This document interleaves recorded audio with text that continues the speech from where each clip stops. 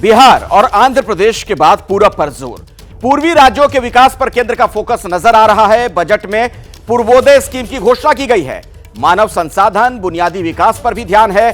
बिहार, झारखंड, पश्चिम बंगाल के लिए स्कीम, ओडिशा और आंध्र प्रदेश को भी इसका फायदा मिलेगा। तो बजट में जो तमाम बातें नजर आ रही हैं उसमें पूरब की तरफ भी बहुत ज्यादा सरकार का फोकस, कई इस तरह की स्कीम नजर आ रही है जिसके जरिए इन इलाकों को विकसित करने की सरकार की योजना है। पूर्वी राज्यों के विकास पर केंद्र सरकार का बहुत ज्यादा फोकस दिख रहा है। और किस स्कीम पर कितना खर्च, यह हम आपको बता देते हैं कि किस मद के लिए कितने पैसे की व्यवस्था कहां पर की गई है। जरा इसे आप समझिए और किस तरीके से इसमें कहीं पर वृद्धि देखने को मिली है, कहीं पर कम हुआ है। मनरेगा की बात करें तो 2023 और 2024 में आप देखिए सेम बजट है, बिल्कुल उतना ही 60,000 करोड़ रुपए का यह बजट है मनरेगा के लिए। इसके बाद रिसर्च और डेवलपमेंट प्रोजेक्ट की बात की जाए, 840 करोड़ का बजट पहले था और इस बार यह बढ़ा दिया गया है। एलोकेशन 1200 करोड़ रुपए से कर दिया गया है, 840 करोड़ से बढ़ाकर। परमाणु ऊर्जा प्रोजेक्ट की बात की जाए, 422 करोड़ रुपए से बढ़ाकर 2228 करोड़ रुपए। तो बाकी आप भी देखेंगे, चाहे ये सोलर पावर ग्रिड की बात हो, एलपीजी में डायरेक्ट टैक्स बेनिफिट की बात हो, तो यहां भी ये वृद्धि साफ तौर पर नजर आ रही है।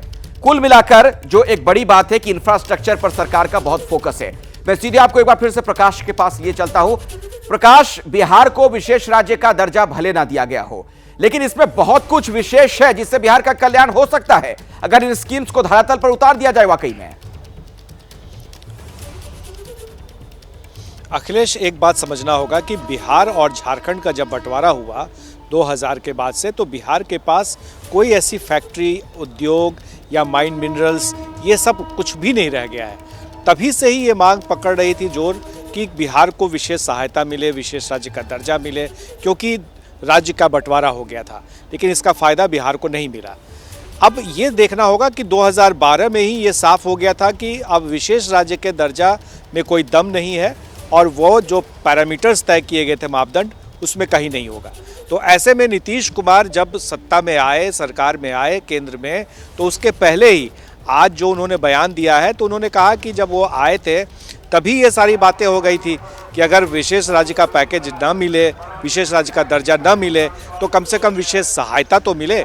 तो ये देखना होगा कि पहली बार बिहार को विशेष सहायता के तौर पर, हालांकि 2015 में आपको याद होगा अखिलेश, जब नरेंद्र मोदी आए थे बिहार, तो उन्होंने 1.5 लाख करोड़ रुपए का पैकेज का ऐलान किया था, लेकिन उनमें से कई सारे प्रोजेक्ट्स जो हैं वो या तो आधे अधूरे रह गए या फिर जमीन पर नहीं उतरे। तो ऐसे में ये पुख्ता पहली बार एक तरह से कहा जा सकता है कि इंफ्रास्ट्रक्चर को डेवलप करने के लिए जिसकी सबसे ज्यादा जरूरत बिहार को है, वो होने जा रहा है। तो ये बड़ी बात है और पहली बार ऐसा बिहार में बिल्कुल। आगे भी इस पर बात करेंगे प्रकाश, मैं आऊंगा आपके पास, आगे भी आपसे इस पर हम जानकारी लेंगे।